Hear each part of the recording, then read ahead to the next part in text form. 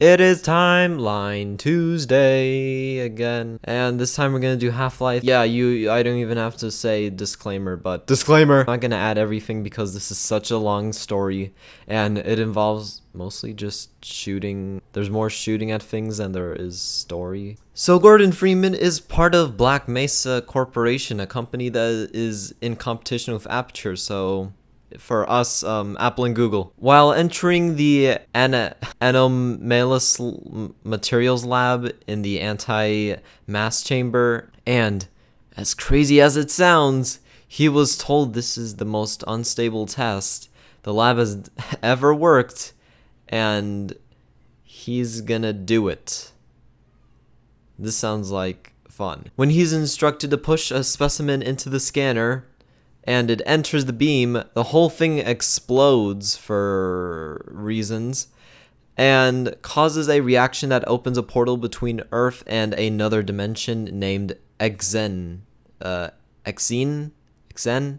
And Freeman was sucked in a couple of times, so he got to say hello to some of those worlds. But when he finally gets back to his place, he then makes his way to the Lambda complex, where he meets some scientists that have the equipment to produce travel. So he travels into Xen, and he's trying to prevent this massive invasion. He fights like a lot, until he finds a portal to enter, and he has to fight the Nihilanth, which looks like a fetus.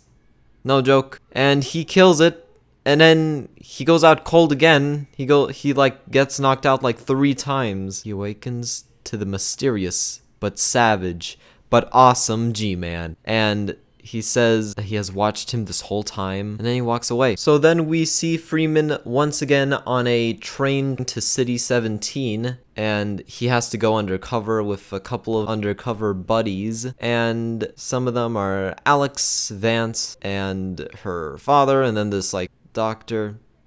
Hey Doc. They try to teleport him, like a mini type of teleporting thing, and they have a little lab and stuff. They have a setup basically, and they fail with the teleportation. Again, same problem. Well, not really. He just teleports outside, and he has to make his way through the city, the old canal, and he makes his way to the Black Mesa East. Then he learns about the gravity gun, and the Combine is scanning for them, just like something from Hunger Games. And then they escape from their hiding place, and Gordon, ironically, because video game gets separated from Alex and the dog separates them, and then he fights a lot. So Gordon finds Alex, and they go to fight and save her dad because he's been captured. And they find him, but they can't save him yet because of glass. And then they meet back up with Mossman, and she was sort of a traitor. You'll see later. And she randomly escapes with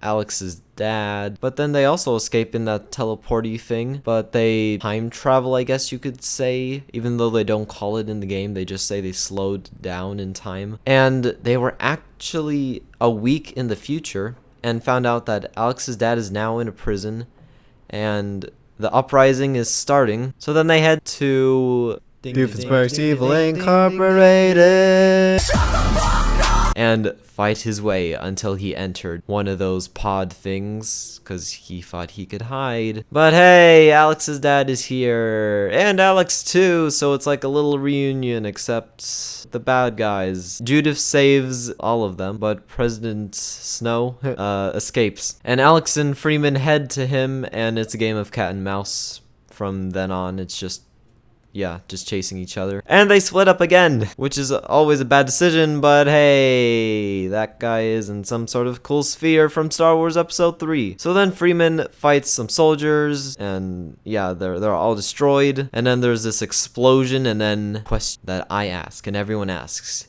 do they still have time, Dr. Freeman? And yeah, G-Man's here. He does some more wise stuff, and he's like, you will be called back when it's your time, Dr. Freeman.